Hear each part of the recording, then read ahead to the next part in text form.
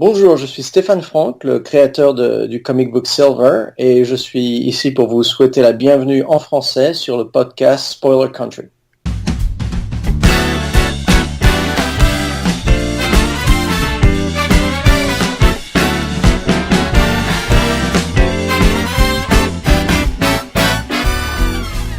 Live from a fallout shelter somewhere under Seattle, Washington, it's the show you've been waiting for. Get ready to join your hosts, John and Kenric, as they talk comics, movies, and more. Now here's Spoiler Country! All right, welcome back to Spoiler Country. I'm Kenric, and that is Mr. Horsley. And today on our show, it's Thank You for Trolling Us, Kevin Smith. Right. And the reason that we have this title is I don't know, man. I'm not like upset. You know what I mean? No, I'm not mad. I'm not mad either. Yeah, I'm not upset at all, actually, because we had the privilege of meeting Kevin a few months back. And Is it a white privilege? Yep. This is a pre-heart attack. You missed what I said. No, I heard your white privilege. I was choosing to ignore it. So Okay. Moving on. This was pre-heart attack. We met him at a comic book store. We talked to him. Back in February. Yep. And we got to talk to him for a while. It was actually really cool because we were like the last people to get autographs.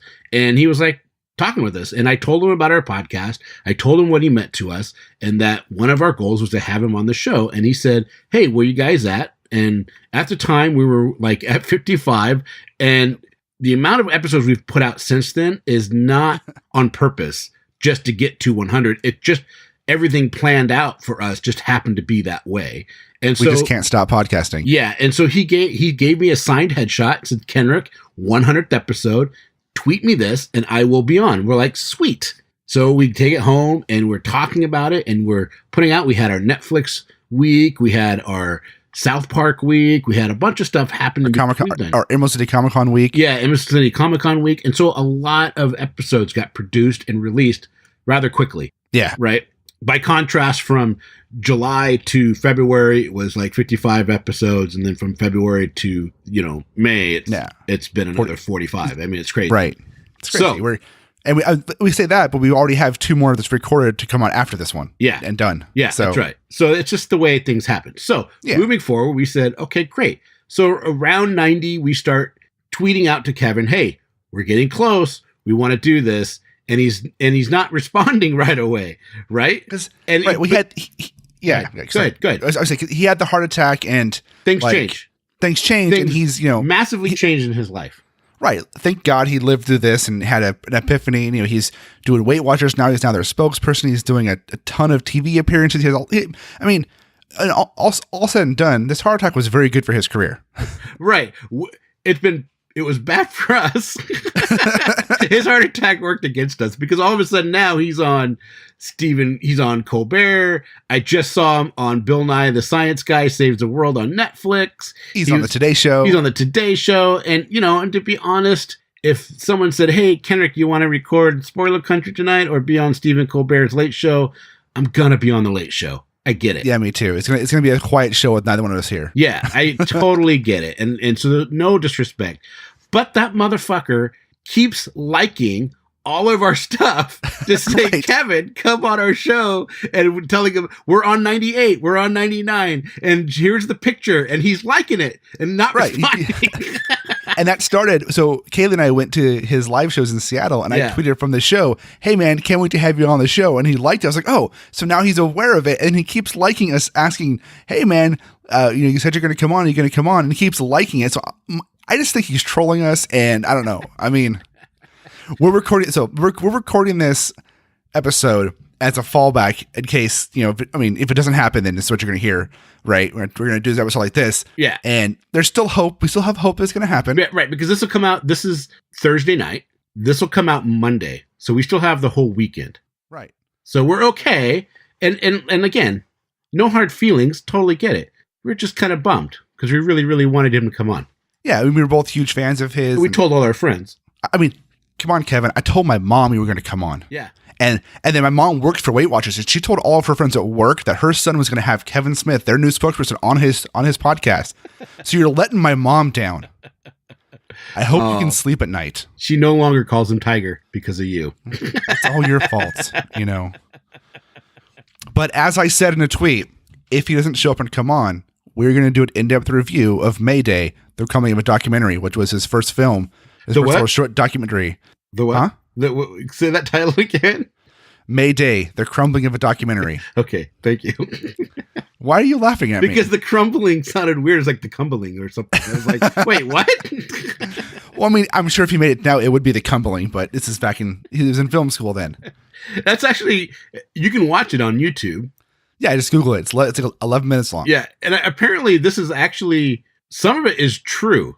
Like they started doing the documentary about Mayday, and then him and Scott didn't really know what the fuck they were doing or something. It just kind of fell apart. So then they decided, well, let's just do it on the crumbling of the documentary. Right. And they kind of made it a big farce. And, there's some merits to it. I mean, you know what's funny is I watched it off of YouTube the other day. And if you read like one of the lone comments on it, is the guy freaking out that he never shows his face and everything's in silhouette. He's like, it's just so, it's just so teenage. It's so, immature. And he did this after Clerks. And I was like, what? No, he didn't. Didn't. This was 2 years before Clerks. And the whole joke was you never see Mosier and Smith's face. Yeah. That's the whole joke. Yeah. It was just like, I mean, they tell you the joke at the end of it. No, they tell you the joke at the beginning.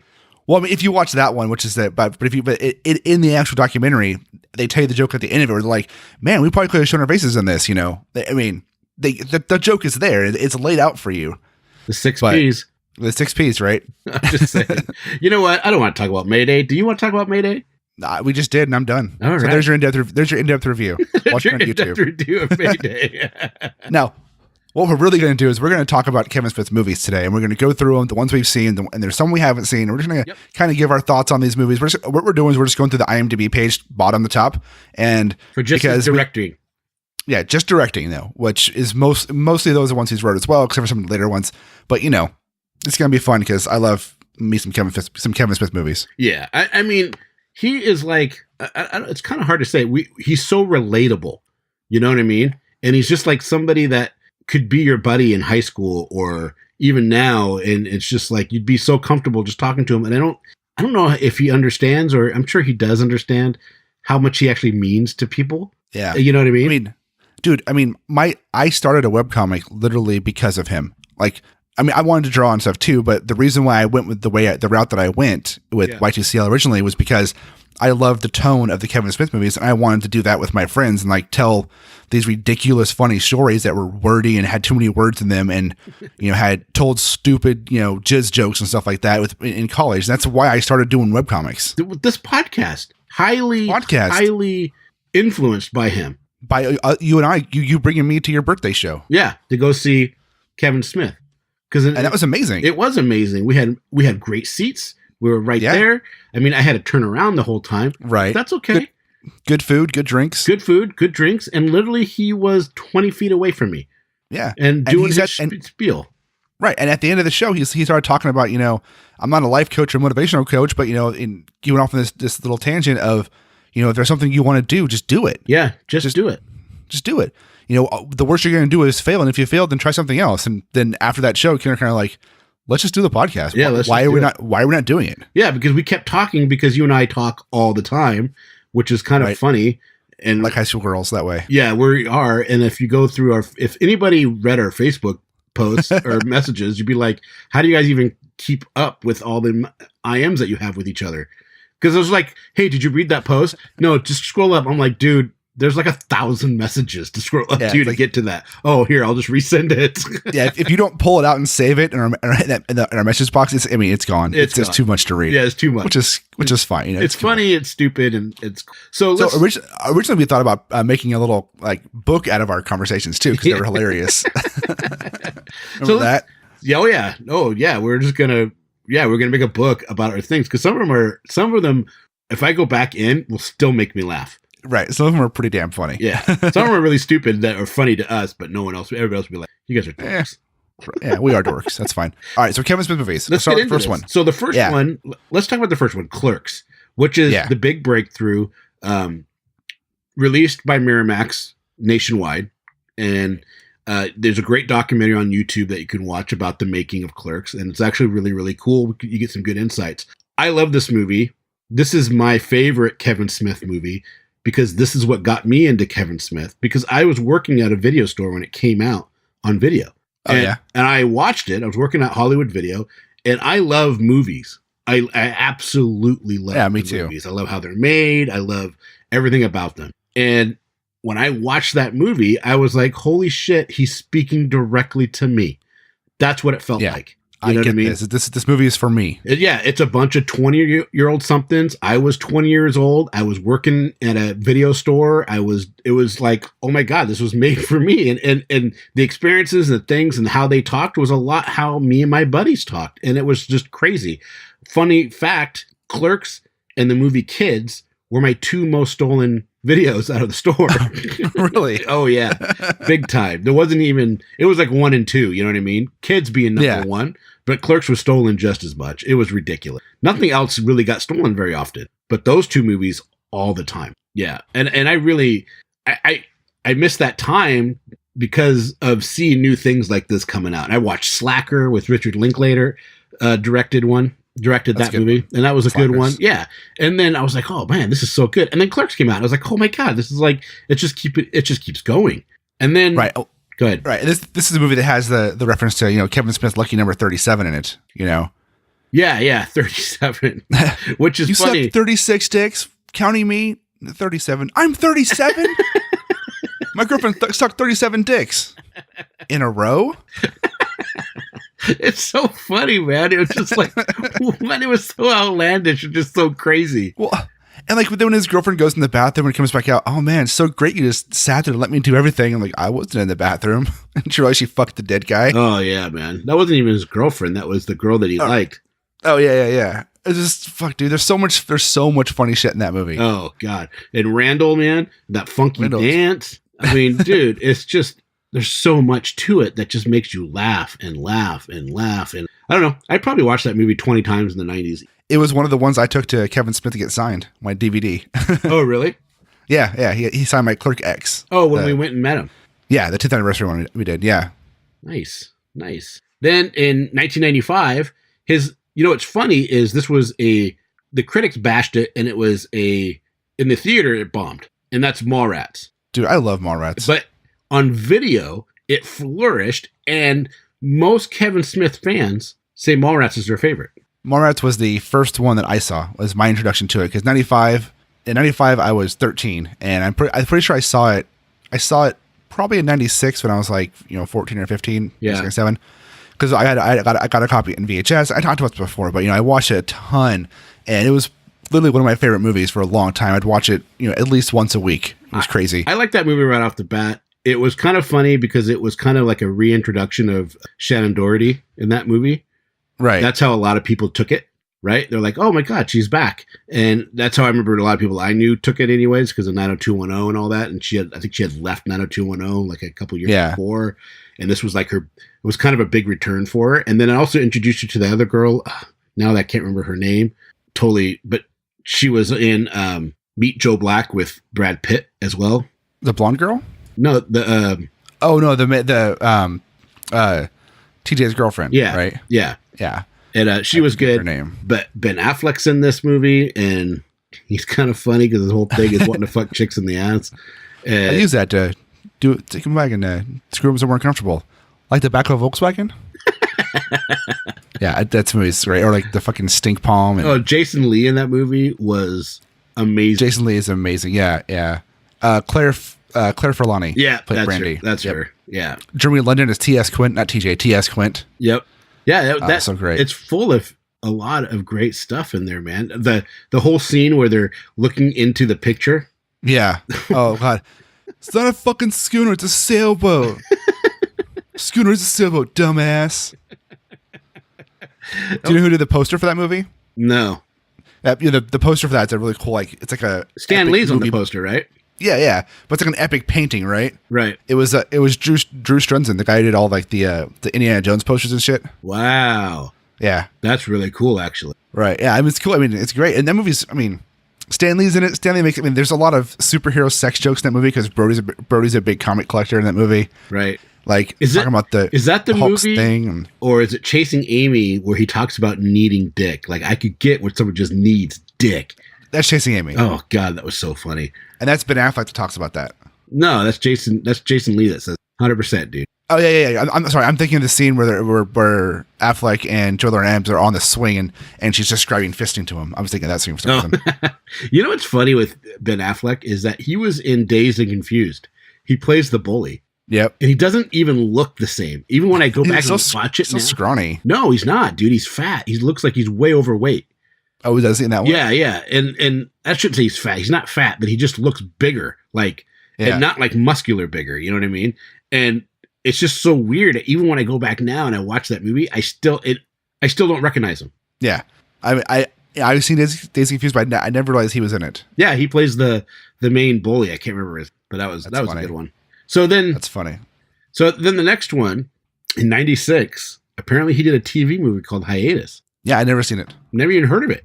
Right, never heard of it, never seen it. Which is weird. But in '96, I wasn't watching a lot of TV. Yeah. The storyline is, man comes back to small hometown after years of being away in California, living a double life as a porn star. Stars Jason Once back Lee? at home, he decides to use the money he made to open a comic book store, and while trying to keep his family and townsfolk under the radar to exactly what he was doing while he was on his hiatus. I kind of want to watch it now. Right? I hadn't even heard of that before. No, I never heard of it until just now. Or is this a real not just real now, thing? but I mean, it's listed in IMDb, so we'll have to find that later. Yeah, I'm going to find that and watch it because it says it just stars Kevin Lee or Jason Lee. That's fun. Is it It's a TV movie. Yeah, I'll have to find it because I want to watch it. I want to watch that. Yeah, and then in '97 probably came his biggest critical success. Oh yeah, because it was a Criterion collection. Yeah, for a while. Is Chasing Amy, which is a great movie. It is a good phenomenal. movie. It's phenomenal. It's different. It's much more poignant. Right. And it's got Ben Affleck as Holden McNeil, and then Jason Lee's back, but not playing Brody. He's playing Banky Edwards, and yeah, which I think is supposed to be like he's a very similar character, but not the same character, right? Right, because all these movies take place in the same universe. Yeah. Besides Hiatus, I don't know about Hiatus, but yeah, that's so weird. I kind of want to go, but Chasing Amy was a good movie. Joey Lauren Adams, who was actually dating Kevin at the time, and then, and that was a big success. I remember a lot of people really, really liked that movie. I remember when I first saw it. I saw it because I was in love with Mallrats, and I went back and watched Clerks, and I was like, ooh, there's a new one out there. And so I watched Chasing Amy, and I was like, oh, it's great too, and it's. Did you like it? It's a lot more. I did. It's a lot deeper though. It's a lot more. Because you were what, 17, 16? Yeah. I was 17, 16, almost. Well, 15. I was 15, 16. I liked it because I was 22, 23 when it came out, and it spoke to a lot of the stuff that was going on in my world already. And it was very the same kind of things, like dealing with a girl that in high school, and everybody saw her as the slut, but really she wasn't being a slut. I mean, what is a slut? You know what I mean? She had sexual freedom, and she's a human being free to make her own choices. And that's what they were going over and talking about. And that, and when you're 22, 23, that's about the time you start to think about things and the way you acted in high school and how that shit doesn't matter anymore because, it's so weird. You graduate high school and then you don't ever go back to that building really. Right. And all the stuff that happened and all the cliques and all the hierarchy that you experiences are gone. And unless you go to certain places in your life, like if you do certain jobs or go to college forever, those cliques never exist again. Right. And so it's weird. And Chasing Amy actually acknowledges and talks a lot about that kind of stuff. And so it was like for me, and I think this is why I love Kevin Smith so much, is that all of his growing up and all of his movies totally paralleled my life, same age group. And so it was just like, oh, I totally get everything you're talking about. So I liked it because they were funny movies. They had a lot of adult content as far as like the subject matter and stuff like that.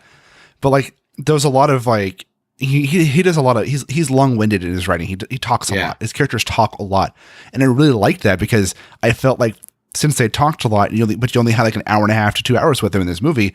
With them talking, they were telling you more about themselves, and by the end of the movie, you got to know the characters more because they spent a lot of time talking to you. It reminds me of movies from the 40s and 50s. They talk a lot in those movies. Right. You know what I mean? more character development, more build up. So I don't know. I really liked that movie. So far, I've liked all of his movies that we've talked about. So there hasn't, I'll even say this, going forward, there hasn't been a movie that I've seen of his I didn't like. Yeah. I don't have a movie of his I don't like. So what's the next one? The next one is the first one that I actually went and saw in theaters because I was 17, 18 at the time when this came out, and that's Dogma. Oh, classic. Such a good film. It was such a great movie. Ben Affleck, Matt Damon, both were great. George Carlin as Cardinal Glick. Oh God, George Carlin. Chris Rock as the 12th apostle or the 13th apostle. Right, the 13th apostle that's got left out, and then you have Selma Hayek is in there, and with the Golgothan. That's a shit demon. That's a shit demon. Who plays God? What's her name? Alanis Morissette. Yeah, Alanis Morissette. This movie for me, so I know we talked about it before, but the after credit scene, the first one was probably Ferris Bueller. Yeah. For me, this was the first one I ever recognized that it was happening, because I ended up staying through the credits for some reason. Like, oh, there's an after credit scene, and it's Alanis Morissette as God. Yeah, it's funny. Was that her? I heard about. Was her scene after the credits? Yeah. Did they edit it? Because I think if you watch it on DVD now, that she's just at the end of the movie. I don't know. I remember when it first came out, it was after credits, or either after credits or they roll like mid credits and then cuts to her and cuts back to full credits. Like they do now. I thought when they came out of the church, she was outside. Okay, so she is, but there's an extra scene. Okay. No, but I thought you were saying that was the first time she's in the movie, and I was like, no, what? Am I tripping out? No. That's there, but there's an extra scene afterwards in the credits with her, and she goes she winks and goes boop or something like that. Yeah. Okay, I remember that. Yeah. But yeah, no, I love that movie. The scene when they're in the boardroom and Matt Damon's character sneezes, and he's like, "You didn't say God bless you when I sneezed." That's right. Yeah, they were just oh my God, they were just murdering people like crazy. I remember watching that movie going, this goes against all my Catholic sensibilities. I love this. This is amazing. This is so amazing. I loved it. It was just a lot of fun. I remember my sister really, really liked it. We watched it quite a few times. We saw it in the theater. My mom liked it. My mom liked that one. Yeah, we saw it in the theater and then owned it on DVD when it came. Nice. Yeah, I bought that one day one on DVD when it came out, because I was all about it. And it came in a cool case and it looked awesome. And I was like, yes. I have that one signed too from when we went and saw him. That's great. Actually, I had him sign Clerks, Mallrats, Chasing Amy, and Dogma. I had him sign those four. The first four. That's nice. Well, apparently it's not. Well, the first four in the Jersey trilogy. I don't know if it's actually a trilogy, if he calls it that, but in the View Askew universe, I guess you could call it. The View Askew universe. There you go. Because you can't really call 4 movies a trilogy, but I guess Douglas Adams does, but whatever. But we don't know if Hiatus is in the View Askew universe either. Yeah, I have no idea. I need to see that one. What's next? Oh, I did the first 4. I thought you would do a few. Fine. Next is Jay and Silent Bob Strike Back. Yeah. What did you think of Jay and Silent Bob Strike Back? I thought it was ridiculously stupid, but I loved it. I loved it. I was laughing through that whole thing. It's I think his first 4 movies all have a purpose and a point, right? They talk about something, they tell a story, right? Dogma is about religion, Chasing Amy is about sexual freedom and gay, lesbians, gays, whatever, however you want to call that. Mallrats is about coming of age, and you're in your 20s and you're in a relationship and you got to fucking grow up and do adult shit. Clerks is about this kind of the same thing as Mallrats, but it's kind of a little on a different side, but kind of the same. Got to take care of your shit. Jay and Silent Bob is just a road trip movie of stupid shit happening. It's just a road trip movie. That's reason. All it is. Yeah, and I love it because it takes these 2 background characters from the first 4 movies, and then puts them in the foreground and does a good job with it.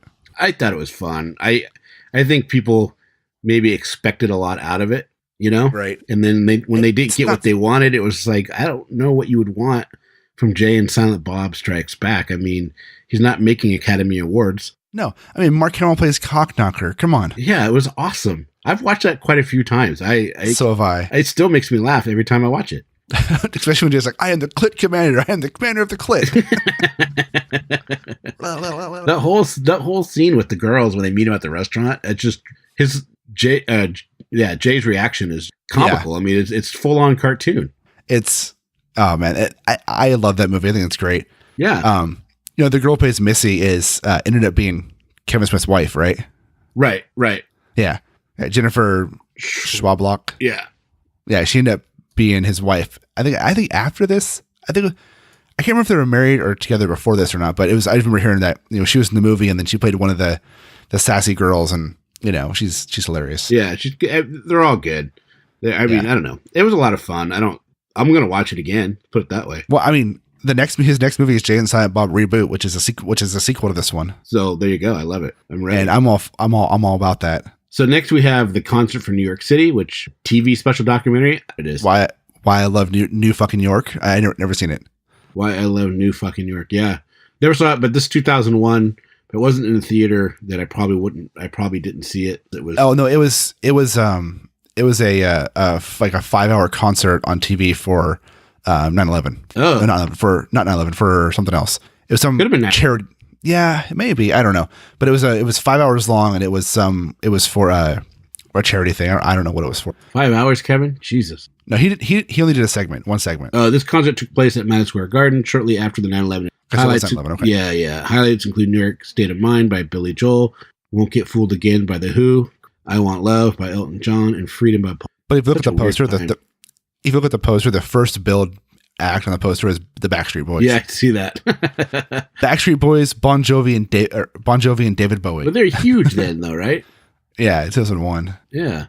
All right. Guess who's not back?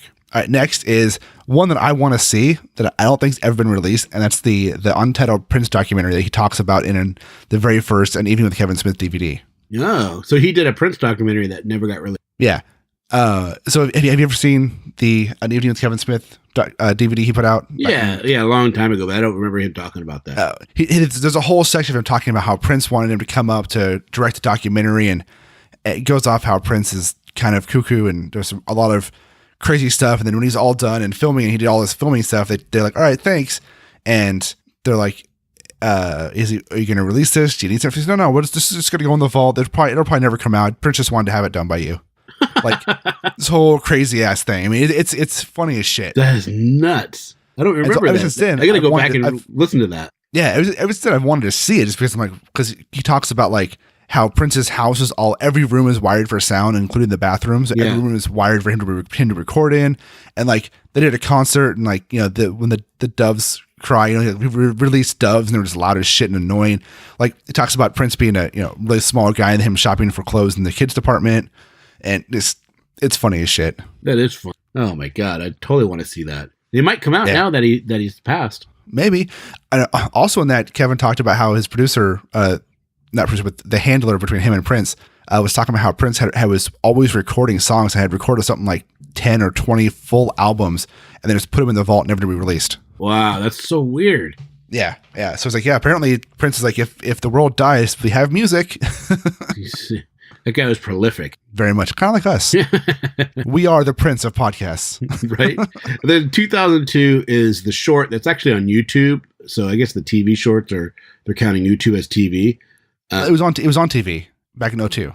Are you sure? YouTube wasn't around in 2002. YouTube didn't start till 2005. Oh. Yeah, this aired first on, I think, like the Tonight Show or something like that. Oh, weird. Well, because there's a lot of swearing in it. Yeah, it was edited. I mean, it was on. Well, anyways, Kevin was commissioned for the first ever short film to air on the Tonight Show with Jay Leno. Oh, okay. Well, there you go. And it's The Flying Car. Yeah, and it's got Randall and Dante, but it's Brian O'Halloran as Dante and Jeff Anderson. Jeff Anderson as Randall. Yeah, and it was pretty funny. It's just them stuck in traffic, having the discussion of what you would do for a flying car. Yeah. And it just kind of where's my flying car, man? Goes downhill from there. And I watched it today. And did you? Yeah. And because it came up because of the May Day documentary. And then that came up and I was like, oh, I remember that. And I watched it. And it's only like 3 minutes or whatever, but it's hilarious. I remember hearing about it coming out back in 2002 and then like not staying up because I was at 2002, I was 20 years old, but like making sure I was watching the Tonight Show when it aired, so I could actually watch it when it aired. Oh, that's funny because you're like, oh, you knew Kevin Smith was doing a thing, and they were like, I gotta watch it. Yeah, I was a huge Kevin Smith fan at the time. I still am, but back then I was like, I absorbed everything he did. Yeah, that's funny. And then in 2004, what came out? 2004 was Kevin Smith's first PG-13 and non-View Universe film, or non-film in the Jersey world. I can't remember what he calls that. View. Well, View is his production company. He has, I think there's a name for what they call the Jersey Universe or whatever. Yeah. I'll look it up real quick. Hold on. I guess they call it the Viewisk universe, I guess. Oh, well, so we were right. Anyways, this is the first one not in the Viewisk universe. It was outside of it. Jersey Girl with Ben Affleck and George Carlin, and had his then girlfriend Jennifer Garner played. No, Jennifer Lopez. Was it Jennifer Lopez? Yep, Jennifer Lopez played his wife who died, and the main female was Steven Tyler's daughter. Liv Tyler. Yeah, Liv Tyler. Yeah. This movie got panned. I remember when it came out, everyone was bitching about, well, it's not in the Jersey trilogy, the Viewisk universe, so why do we care? All of his movies have to be in this one thing. It's like, no, he can make things out of that. It's fine. Yeah. And I liked it. I thought it was good. I mean, I thought Ben Affleck played a very good, dickwad for the first half of the movie. He does a great job with that, and I thought he had redemption, and I liked. What's weird? I like George Carlin as the father. What's that? You haven't? No, I've never watched it. How weird is that? I'm like looking at it, weird. and I was like, I knew of it, and it's one of the things like, oh yeah, I'm going to watch that, and then just never got around. Oh, I actually watched this with Sadie last year sometime. But we're going to get to a movie that you haven't watched. Are we? Yeah. So we're close. Not yet. Though. Not yet. Because after Jersey Girl, you got more to say. Oh no, I was going to say the next one. Oh, okay, yeah, go ahead. After Jersey Girl comes his actual first sequel, and that's Clerks 2. I love this movie. I've watched this movie so many times. And you know what's fun with this movie is I've watched Clerks and then I watched Clerks 2. And I don't care what anybody says. Is it as good as Clerks? I think Clerks is just, it was so different. You know what I mean? So, it's not the same rawness of Clerks. Right. But Clerks 2 is good and it's funny. And there's some moments that make you go, oh my God. Like the whole ATM scene is hilarious. I'm sorry. Dude. And when she goes into their house, she's like, sometimes it's okay. Yeah, sometimes it's okay. I mean, Rosario Dawson is awesome. Rosario Dawson's in the movie. It's amazing. The whole donkey scene, the donkey show. Oh my God, dude. It's like, really? I was crying. I saw it in the theater. I fell out of my chair, that donkey scene. I was laughing so hard. I like that. I think everybody shits on it. No, I don't know if people shit on it, but people when it came out were like, oh, it's it's not as good as Clerks, or it's not as edgy or whatever as Clerks. I'm like, no, it's pretty fucking edgy and it's pretty fucking funny. Yeah, you watch it, go watch it back to back, and then you'll get a better appreciation for it. Yeah, absolutely. I think it's amazing. To me, I don't understand why I kind of felt like you should have done it in black and white, just because. Yeah. Just because. But even then, it's I get it. You don't even know why Clerks is in black and white because he couldn't afford color. Right. Who cares? Yeah. I don't know. It's not my. It's in the at the time, of the movies that had come out, it would have been like towards the bottom for the ones I liked, but I liked them all a lot, so it didn't really matter. Yeah. I liked it. I like it. I still really like that one, and I would love it if he did a Clerks 3. I'd watch that. Hell yeah. I know he talked about it for a while. I don't know if it's gonna happen though. No, I think it's off the table at this point. He's working on Jay and Silent Bob reboot now, which is gonna be hilarious. All right, what's next? So next is Reaper, the TV series. He did the pilot, and I really liked that show. And that's where the kid's parents sold his soul to the devil, and the devil makes him do all these crazy like he's basically helping people. Yeah, it's kind of hard to explain. It's been a long time. It is. Been on. It was 2007. Unfortunately, that show got hit with the writer's strike that happened right after that first season. And so you had like a half a season, and then the main guy decided he didn't want to do it anymore. And all stopped. And it just all kind of stopped. And it's unfortunate because it was a really cool idea and it was fun. I liked it a lot, actually. I only ever watched the pilot, and it's because I knew it was Kevin Smith. The pilot, it was interesting, it was fun, but it wasn't enough. I never watched anything after it. It didn't grab you enough to say I want to watch it. I watched them all. I really liked it. Yeah, I enjoyed it, but I was like, I don't really care. I don't care to go watch more. But I'm a sucker for Supernatural. You're a sucker for anything. Yeah, you love everything. No, that's not true. Except for Batman and Robin, and Batman Ninja. That was weird. Then in 2008 comes probably. This will be the one that is like my knockout punch of which one I love the most from Kevin Smith. And that's really Zack and Miri Make a Porno. I absolutely adore it. It just cracks me up. I just think it's so weirdly innocent, Well, it's Seth Rogen and Elizabeth Banks, and they're both hilarious in this movie. And this is Seth Rogen is playing the character that I like to see him at in this movie. Yeah. You know what I mean? He's great. And this is like, I think this is right after he did Knocked Up. Yeah. And then I think this was actually I think this is the next one that came out. And it was just, I don't know, man. I mean, Jeff Anderson was finally back in the world with Kevin Smith. And when he got frosted by the porno chick, oh my God, man, I cried. Oh, man. I was laughing so hard. I remember I was eating, I had popcorn in my mouth, and I had taken a big sip of soda a big drink of soda through my straw because the popcorn had dried out my mouth. Right. And he came out of the freaking coffee shop and that bitch frosted me. I spit popcorn and soda all over the place, man. The people in front of me was like turning around like, I don't know if they felt it, you know? Yeah. Because I'm like, I know I got some in somebody's hair, man. Because I was laughing. Don't ever say shit cover to me again. Oh my God, I was laughing so hard. I was like, that did not just happen. Man, that's funny shit. And just it's funny because, you know, it feels like Knocked Up was moved right before Zack and Miri Make a Porno, you know, because they came out a year from each other. Yeah. But I'm looking at in between Knocked Up and Zack and Miri. Yeah. Seth Rogen was in Shrek the Third, Superbad, Spiderwick Chronicles, Horton Hears a Who, Kung Fu Panda, Step Brothers, and Pineapple Express. Yeah, that was about the time that he was like, that dude just hit it. Right. Well, it Knocked Up came out and it was like, oh, there's this guy and he was in everything. I still like Seth Rogen. If we could get Seth Rogen on, I would love it because he's a huge comic book. Dude, he's a huge nerd. Yeah. I love it. Yeah. And then. So before you go on, I just want to say about this movie. So this was the first Kevin Smith movie that Kayla and I saw together, right? Yeah. And saw it in theaters and she thinks it's hilarious. Now, there's a couple of scenes that like a couple like where they're filming the actual porn scenes. It's like it gets a little intense for her, you know? It's like, well, why they show that much? But it's whatever. But the scene in this movie where they're at the party and Miri is like, wait, you're gay? And I'm on the internet in a diaper? I need a drink. Fucking Bubbles.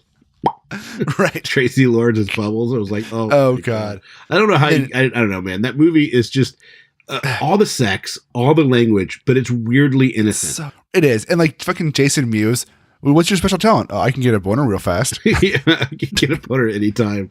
Yeah. She's like, oh. And you just stand in the hallway, just butt naked, schlong out. Oh, my God. The Dutch rudder, man. That's where you learn about the Dutch rudder. Dutch rudder.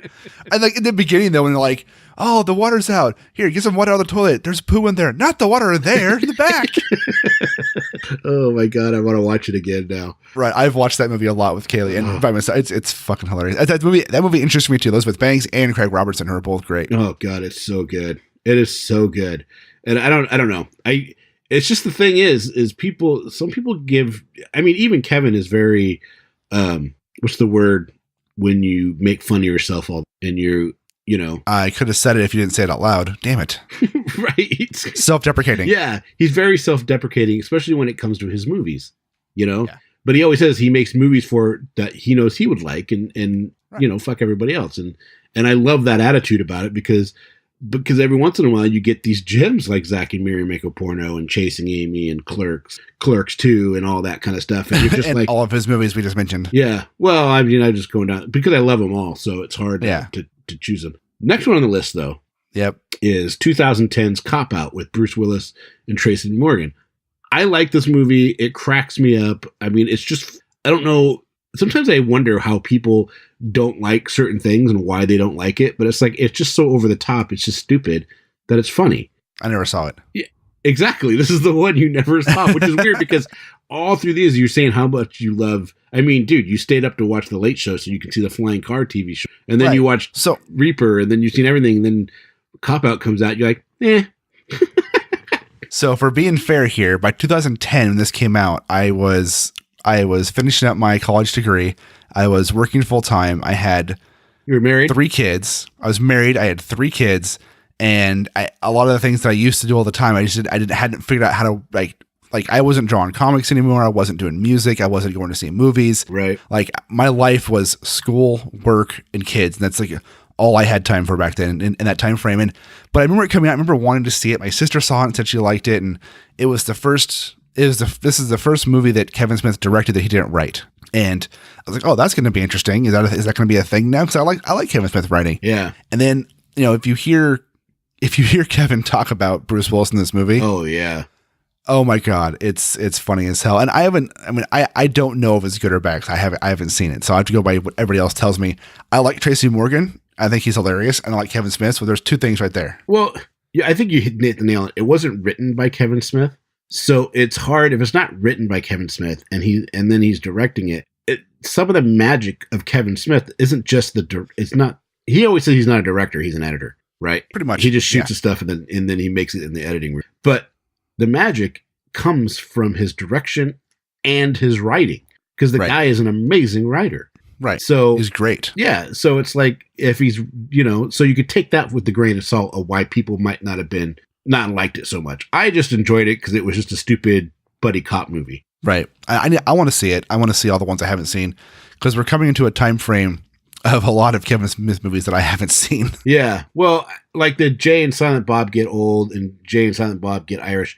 Those are the house shows. TV specials. Yeah. Well, they're the comedy specials that if you go and you watched Jay and Silent Bob Get Old just a couple months ago. Yeah. I went and saw that live. Yeah. And it was great. And that's all that is. It's a stand-up routine, basically. Right. I mean, they're different. They're different. It's different material, but it's the same concept. Right. It's not.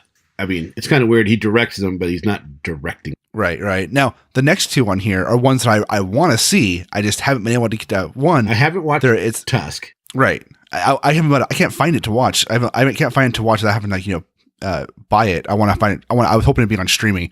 Now, I'm not saying I'm not going to buy it to watch it. I will. Yeah. I was just hoping to find it on like Hulu or Netflix or something, or Amazon Prime that I already have. Well, I think Tusk is on Netflix. At least it was. Is it? I thought I looked there and couldn't find it. It might not be there now, but I think it was at one time. Let's see. Because Yoga Hosers definitely was on Netflix. Yeah, I remember that. And then I freaking didn't watch it because I wanted to watch Tusk first, because it's about a podcaster, and it's. See, I haven't watched Tusk yet. Yeah, but I've watched Yoga Hosers. Yoga Hosers they're all in the same universe. Yeah, I didn't know that when I watched Yoga Hosers. You know why I watched Yoga Hosers? Because so many people talk shit about it before they even saw it. Right. And then I listened to him saying, it was a chance for him to put his kid in a movie, and then he got Johnny Depp's kid, her best friend in real life, in the movie, and I was just like, that's awesome. And then I watched it, and was it some great movie? No, but was it fun? Yeah. And if I was like 15 years old, I would have loved it, Right. And it was funny, and it had its moments, and it was just so, I don't know. It was just so outlandish that I thought it was, I don't know.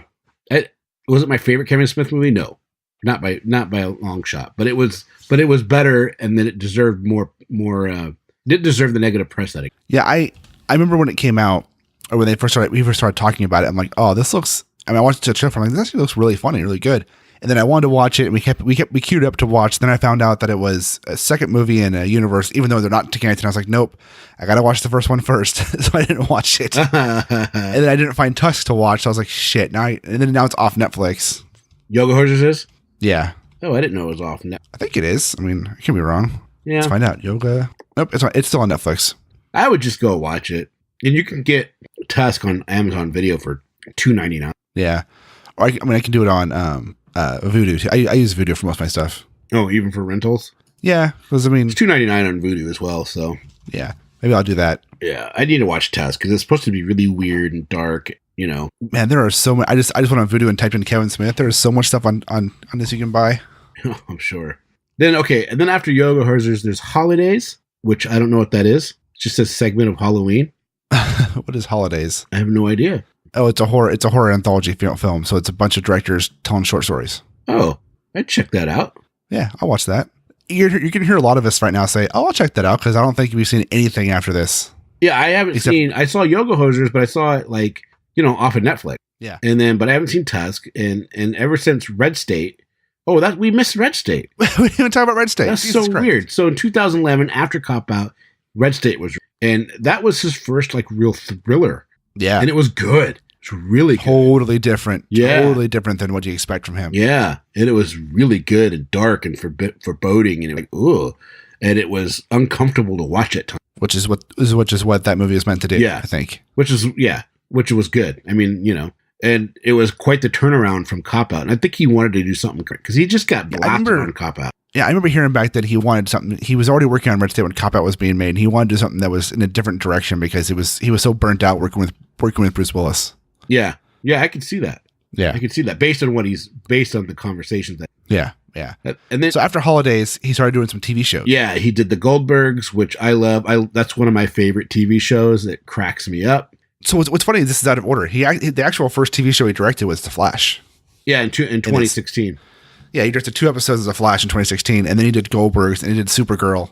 Yeah. And he keeps going back and doing more, which is awesome. He's doing a lot more of the CW stuff, the Arrowverse, as they like to call it, because I think, Kevin is a huge comic book nerd, as I think anybody who knows. Yep, and he's huge. He loves the Arrowverse. Now, I'm just going to throw this out there. Kevin, if you happen to listen to this, when you go direct those, you're only about 3 hours north of where we live. If you need extras, just call us. We'll show up.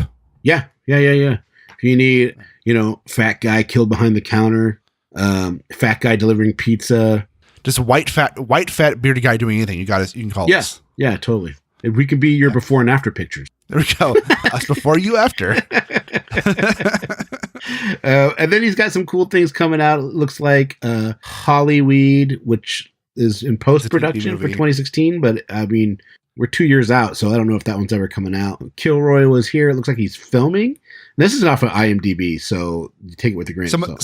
Some of the stuff is they announced that's not out yet. Is it's subject to change. It's like it still says Mallrats here, and Mallrats was canceled. So yeah, that's right. Mallrats was canceled and never even. Yeah, I'm hopeful. I'm still hopeful for Sam and Twitch. Right, that's out of the Spawn universe. That's right. That's the detectives in Spawn, and they're really watch the shit out of that because I love that. I love the Sam and Twitch comic better than like the Spawn comic. Man, a lot of people say that because Sam and Twitch really became the focus of what Spawn is about, and